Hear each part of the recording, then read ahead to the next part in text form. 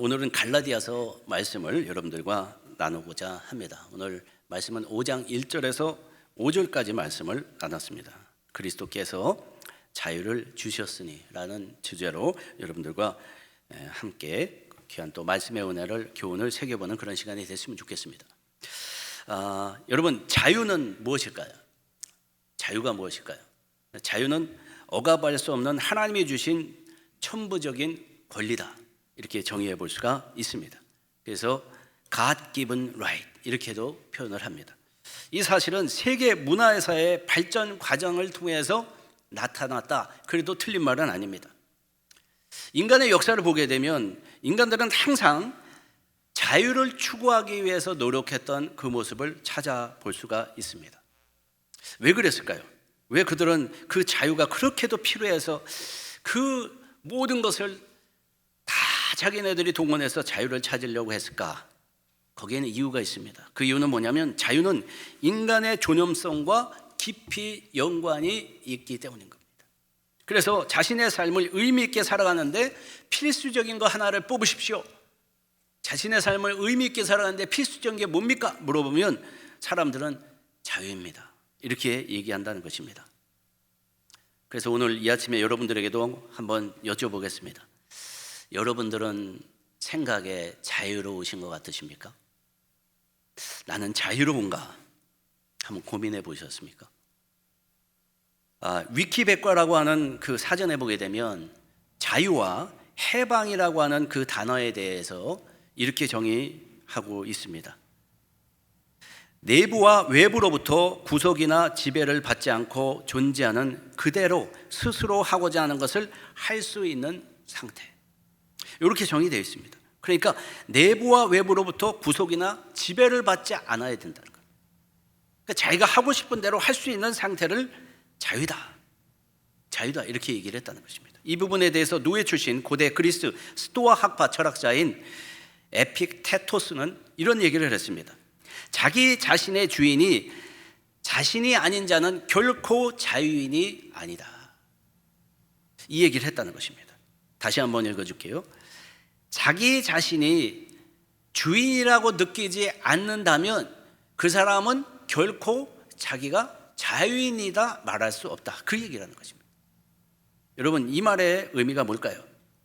자신의 주체가 아닌 누군가의 정해준 인식과 틀에 의해서 살아가고 있는 것은 보일 때 나는 자유라고 얘기는 할 수는 있겠지만 그것은 자유를 누리면서 살아가는 것은 아니라는 겁니다. 여러분, 이 정의로 우리가 볼 때 현대사회는 어떨까요? 현대사회 자유로울까요? 자유로운 시대를 살아간다고 그러지만 우리는 자유롭지 않을 수 있다는 것이죠. 왜 그렇습니까? 우리가 살아가는 모습을 보게 되면 항상 우리 마음속에는 이 시대의 규범, 사회적 규범, 그리고 사람들의 기대하는 것에 강한 압박을 느끼면서 살아갈 때가 더 많기 때문인 거예요. 여러분, 예로 사람들은 자꾸 성공 그런 얘기를 하죠. 그러니까 내 마음속에서도 이 성공이라고 하는 강박관념이 오늘도 나를 자꾸 무겁게 마음을 짓누르는 것을 느낄 때가 있다는 것입니다. 또 어떤 것이 있을까요? 외모라는 것도 그렇죠. 사람들의 인식이 외모는 이래야 된다, 저래야 된다. 우리는 이걸 무시할 수 없죠. 학력, 직업, 경제력, 성취감, 이런 것들의 기준들에 의해서 우리가 자유롭지 못한 삶을 살아가고 있다. 우리가 그래도 틀린 말은 아니라는 것입니다. 왜 그렇습니까? 이런 모든 것들이 우리에게 큰 부담을 가져다 주기 때문인 것입니다. 그러니까 사실은 자유는 인간의 기본권입니다. 누구나 우리가 열망하고 있는 것이 자유지만, 그러나 우리는 자유롭지 못하게 살아가고 있는 모습이 더 많다는 것, 그게 우리의 모습이라는 것입니다. 그렇기 때문에 현대 살아가는 사람들은 개인적으로, 사회적으로, 정치적으로, 경제적으로, 영적으로 다양한 부작용을 경험하고 있는 것입니다. 여러분, 그렇습니다. 많은 사람들이 자신이 진정으로 원하는 삶, 그거보다도 그 마음속에는 사회가 원하는 기준에 자신을 맞추려고 하는 그런 선택을 합니다. 그래서 살아가는 것입니다. 그래서 늘 마음속에 뭐가 있냐면 내적 갈등이라는 게 있습니다. 또 뭐가 있죠? 내 마음속에는 항상 스트레스가 있습니다. 스트레스 받습니다. 그렇게 살아간다는 것입니다. 이런 모습을 우리는 어떻게 표현할 수 있을까요? 자유의 역설이다. 자유의 역설이다. 이렇게 말할 수 있다.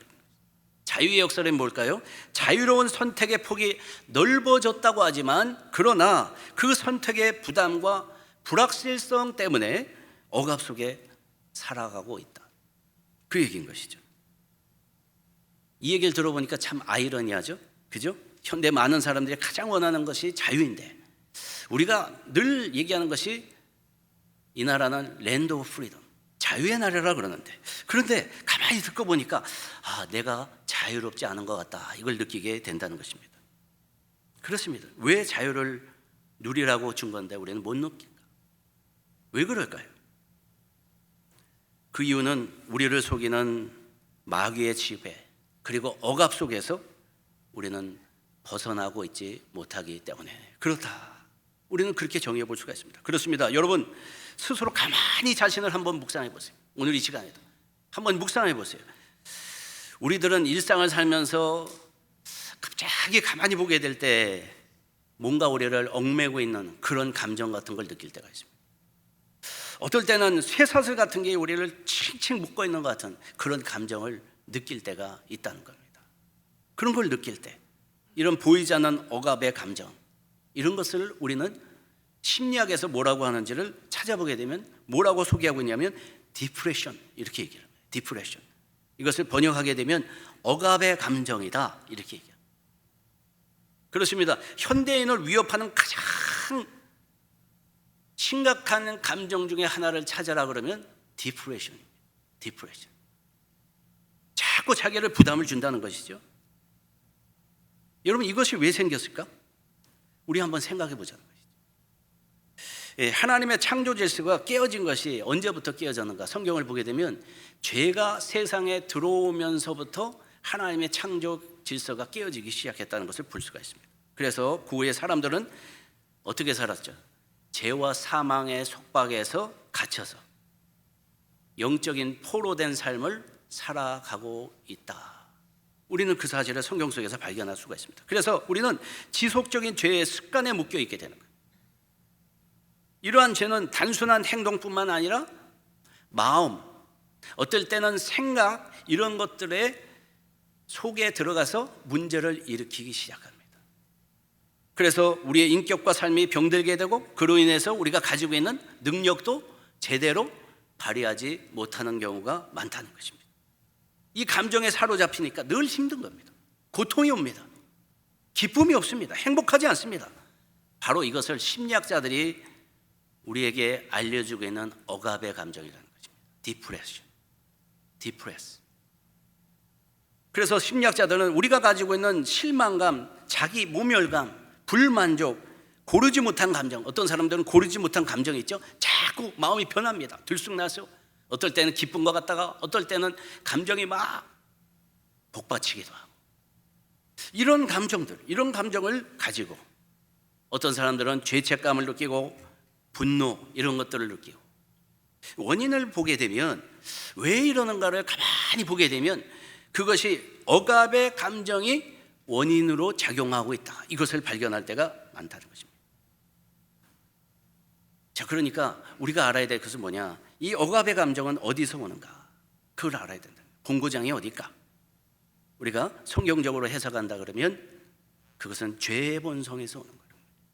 사탄을 통해서 우리가 받고 있는 그러한 감정이라는 것입니다. 이렇게 사탄은 우리의 감정을 억압합니다.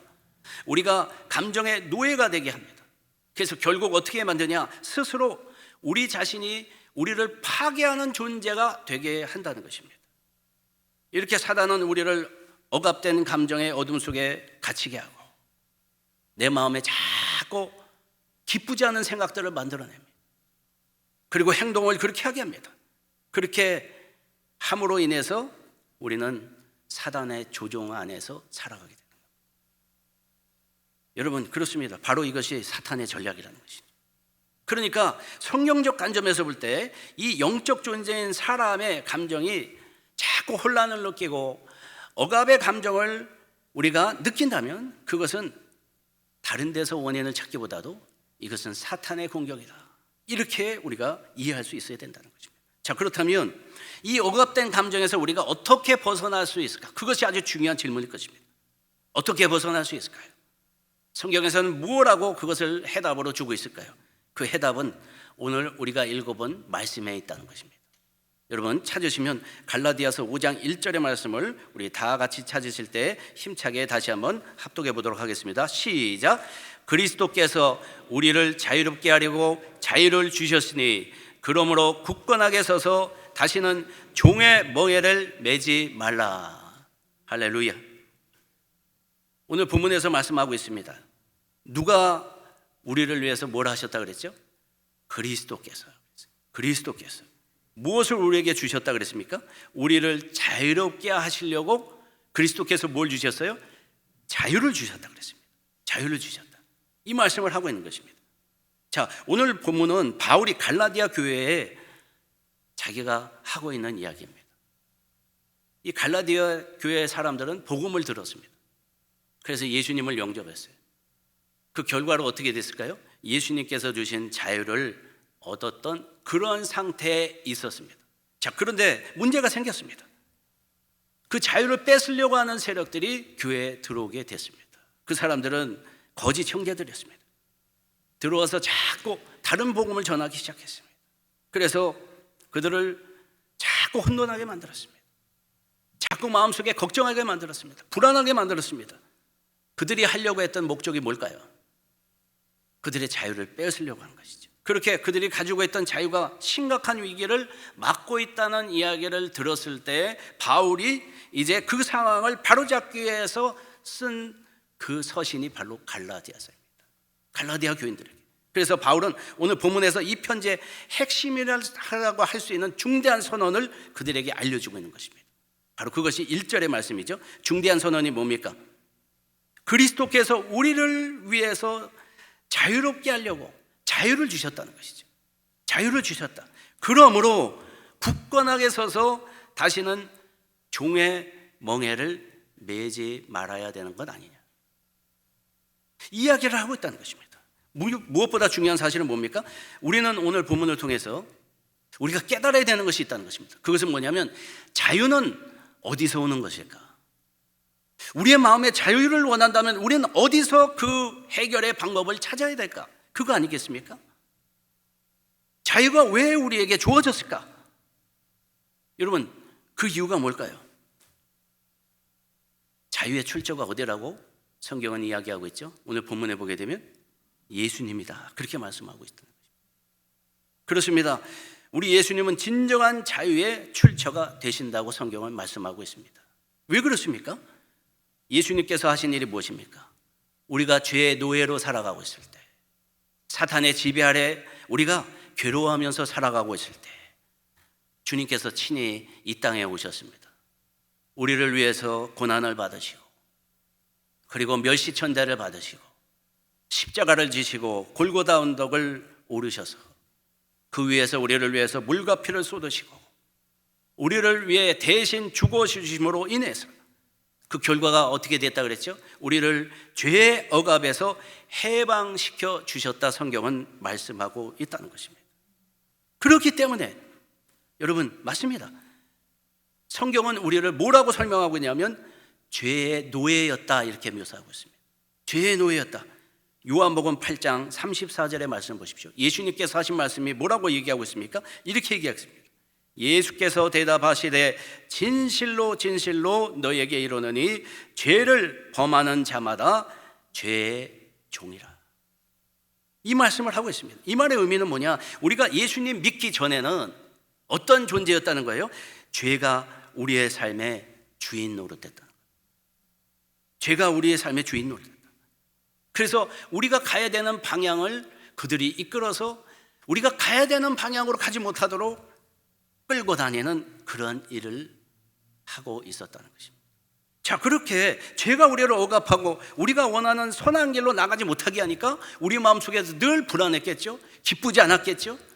그래서 죄의 지배 아래에 있었던 그 모습을 보고 하나님께서 안타까우신 거예요. 그래서 자신의 독생자 예수 그리스도를 우리에게 보내주셨다는 것입니다. 이유가 뭡니까?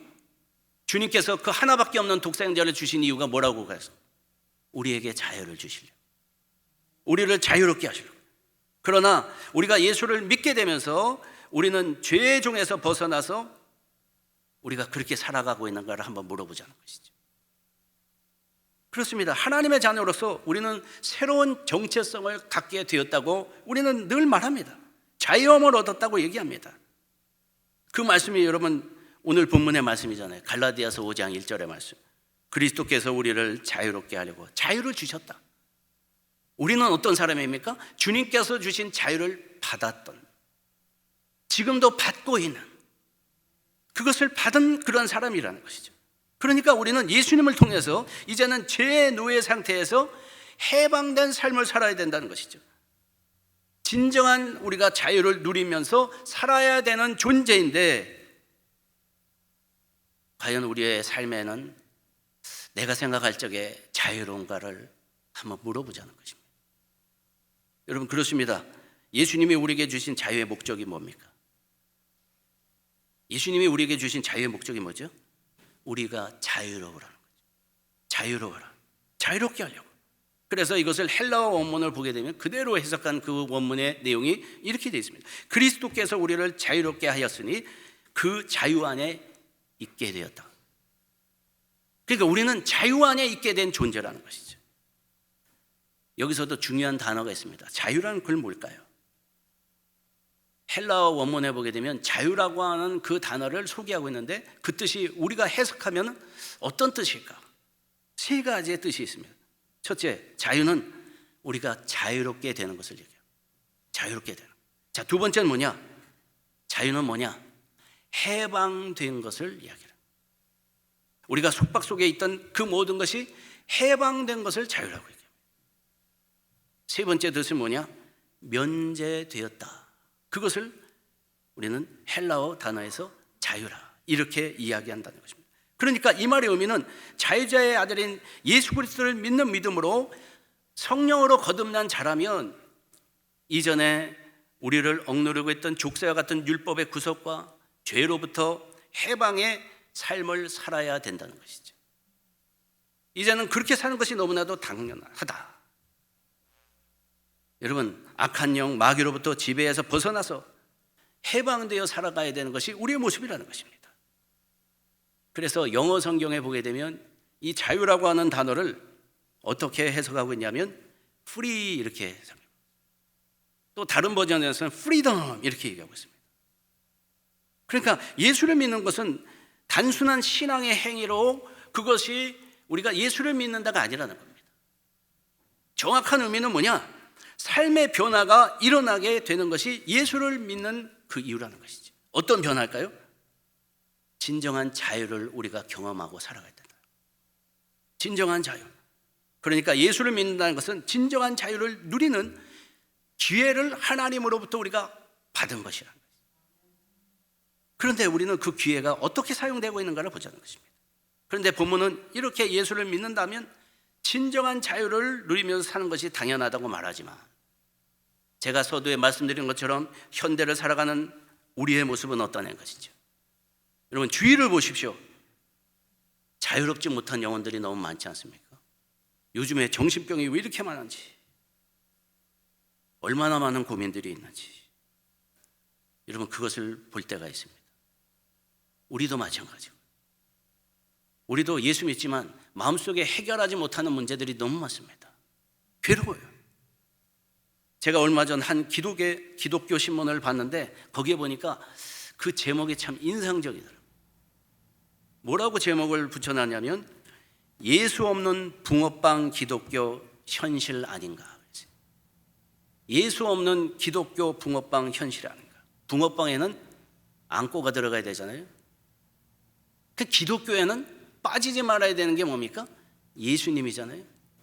그게 빠진 기독교, 여러분 현실 아닌가 그 얘기잖아요. 여기 보니까 김진 박사라는 분이 이런 글을 또 썼습니다. 요즘 한국 기독교와 교회에 대한 비판의 글과 책들이 쏟아져 나오고 있다. 여러분들은 기독교를 믿는가 아니면 예수님을 믿고 있는가? 요즘 예수를 제대로 믿고 있는 사람인가 아니면 무늬만 기독교인가는 검증해 봐야 되는 시대가 되었다. 왜냐하면 교회 내에는 예수 믿는 기독인도 있다면 예수를 믿지 않는 기독교인들이 훨씬 더 많은 그러한 현실이기 때문입니다. 여러분, 간단한 글이지만 지금 이 시대의 교회의 모습, 우리의 신앙의 모습을 잘 소개하고 있는 그런 이야기 아닙니까? 그렇습니다. 자유는 하나님의 속성입니다. 하나님의 속성. 신학에서 주로 하나님의 주권을 표현할 때 자유를 이야기합니다. 자유. 그렇기 때문에 우리도 자유로워야 될 거 아닐까요? 왜냐? 우리는 하나님께서 우리를 창조하실 때 하나님의 형상으로 창조받았다고 그랬어요. 하나님의 닮은 꼴로 창조받았다는 것이죠. 하나님을 닮았다는 게 뭡니까? 얼굴만 닮았다는 걸까요? 외형적으로 닮았다는 거예요? 그게 아니죠. 우리의 속도, 하나님이 누리고 계시는 자유도 우리는 누리면서 살아가야 되지만 너무 많은 고민과 내 마음속에 상처들이 아직도 남아 있다는 것이죠. 그렇습니다. 하나님의 자유와 인간의 자유는 다릅니다. 성경에서 우리에게 얘기하고 있는 자유는 영적인 자유를 말하는 거예요. 영적인 자유. 자, 그런데 영적인 자유가 모든 자유의 토대가 된다는 사실을 아십니까? 그래서 영적 자유는 예수 그리스도께서 그의 구속 사역을 통해서 우리에게 주신 선물로서 우리는 이 자유가 있어야 비로소 자유로워지는 겁니다. 그래서 죄에 가득한 세상에서도 우리가 이 자유로 안전할 수 있고 편안할 수 있고 내 마음을 다스릴 수 있다는 것이죠. 그리고 하나님과 함께 할 수 있는 은혜를 경험할 수 있다는 것입니다. 그런데 이같이 소중한 자유를 우리는 잃어버렸죠. 언제 잃어버렸습니까? 아담과 하와 때. 그들에게 주어진 자유를 잘못 사용했습니다. 그 결과로 어떻게 됐습니까? 모든 인류가 자유를 빼앗기고 말았습니다. 그래서 죄의 종이 되어서 살아가고 있었던 것입니다. 그래서 바울은 우리에게 이 같은 실수를 또 범할 거냐 묻는 것입니다. 또 범하고 싶으냐? 그렇게 고생하고 자유를 얻기 위해서 노력해서 그렇게 뭔가를 하고 그래도 못 얻던 자유를 하나님께서 우리에게 그 아들 예수 그리스도를 통해서 허락해 주셨는데 그것을 또 잊어버리려고 하는 것이냐? 오늘 본문에서 얘기하는 것입니다. 그 명령을 우리에게 하면서 뭐라 그랬어요? 그러므로 굳건하게 서서 다시는 종의 멍에를 매지 말아라. 그 얘기를 하고 있는 거죠. 여러분, 종의 멍에를 매지 말라는 거지. 종의 멍에가 뭘까요? 문자 그대로 보게 되면 주인에게 속박된 종이 차고 있는 멍에를 얘기합니다. 종이 여기서 어떤 종이냐? 자신의 의지대로 할 수 없는 종을 얘기합니다. 종은 뭐냐? 존재가 있을 뿐이지 모든 결정권이나 모든 것은 주인에 의해서 결정되는 종을 얘기합니다. 자, 그런데 성경에서는 이 죄의 힘에 굴복해서 죄의 지배를 받고 있는 상태를 어떻게 표현하고 있냐면 오늘 사용하고 있는 이 단어를 사용하고 있습니다. 죄의 멍에를 썼다.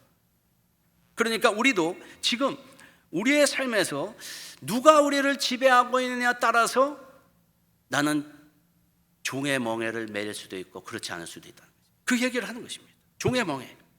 이 역할이 뭘까요? 사람을 속박합니다. 우리를 무겁게 짓누릅니다. 그래서 여러 가지 영적, 도덕적, 사회적, 물리적, 과학적 억압으로 우리를 괴롭힌다는 것입니다. 여러분, 미국의 독립에 헌신했던 패트릭 헨리라는 분이 계십니다. 그분이 한 얘기가 뭐냐면 나에게 자유가 아니면 죽음을 달라 그랬습니다.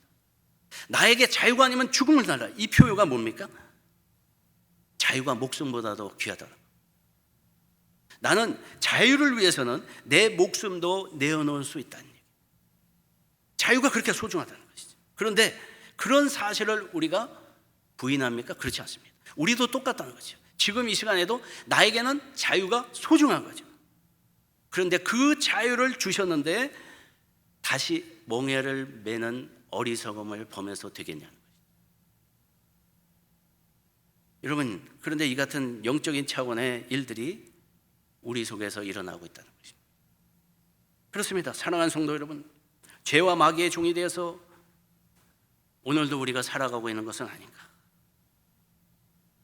우리는 그 사실을 느낄 때가 많죠. 그럴 때 어떻게 해야 될까요? 굳건하게 서라는 것이죠. 굳건하게 서라. 여기서 보게 되면 특징이 하나가 있습니다. 자유를 주셨지만 이것을 지키는 것은 우리의 몫이라는 것을 가르쳐주고 있는 거예요. 이것을 우리가 잘 지켜낼 수 있도록 해야 된다고 본문이 가르쳐주고 있는 단어가 뭐냐면 굳건하게 서야 된다. 굳건하게. 이 굳건하게 쓴다는 이 표현은 군사용어입니다. 어떤 뜻일까요?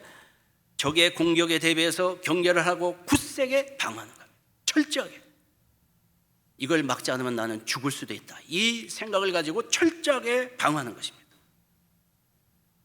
그런데 과연 우리가 자유함을 누리고 있는데 그걸 방해하려는 그 모든 시도와 생각과 그 어떤 영향 속에서 그와 같이 우리를 방어하고 있을까요? 이처럼 주님으로부터 자유를 소중하게 우리가 받았다면, 그것을 정말 소중하게 여긴다면 우리는 이것을 지키기 위해서 굳건하게 세워져야 된다는 것입니다. 그러니까 오늘 이 말씀은 노예 해방 선언문과 같다, 이렇게 표현할 수가 있는 거죠. 이제부터는 우리가 사망에 종살이하던 그런 인생이 아니라 자유롭게 하신 이 영적 해방을 이제는 더 이상 나는 양보할 수 없습니다. 이 얘기잖아요. 더 이상 나는 주님께서 이것을 허락해 주신 이 자유를 놓지 않겠습니다. 여러분, 예수 그리스도를 믿는 자에게는 주님의 보혈로서 모든 죄를 용서받고 자유함을 허락해 주셨습니다. 그런데 어찌하여 우리는 다시 종의 멍에를 매려고 하는 것인가? 그렇습니다. 죄의 멍에를 메고 사는 사람들은 반복적으로 죄를 계속 짓고 있습니다. 계속 짓습니다. 벗어나지 못합니다.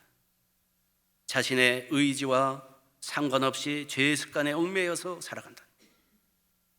그래서 진정한 내적 평화가 깨지고 그로 인해서 자유가 없는 겁니다. 마음이 괴롭습니다. 결과적으로 어떻게 될까요? 거기에 끌려다니는 종이 되어서 하나님과의 관계도 깨어지고 영적인 생명력을 상실되고 하나님께 나아가는 길이 막히고 날마다 살아가는 인생이 어둠 속에 살아가는 것처럼 살아간다는 것입니다. 그러므로 오늘 본문의 결론은 뭘까요? 그리스도께서 우리를 위해서 자유롭게 하려고 자유를 주셨으니까 그것을 굳건하게 서서 지켜라는 거지. 종의 멍에를 매지 마라. 그러한 모든 죄의 멍에에서 벗어나서 우리가 살아가야 된다. 어떻게 해요? 유일한 길은 예수 그리스도를 찾는 그 음성밖에 없다는 겁니다. 우리의 마음속에 평강을 유지할 수 있는 길은 오직 하나, 예수님 그분을 의지하는 겁니다. 주님께서 하신 말씀이 뭡니까? 수고하고 무거운 짐진 자들아 다 내게로 오라 그랬어요. 우리의 마음속에 평강을 유지할 수 있도록 우리가 잃지 말아야 될 것은 우리 주님입니다. 우리가 힘들고 어려울 때마다 주님의 음성을 갈급해하며 참된 자유와 평안을 주님 앞에 우리가 되찾기 위해 기도할 수 있어요. 주님, 내 마음에 평강을 주옵소서.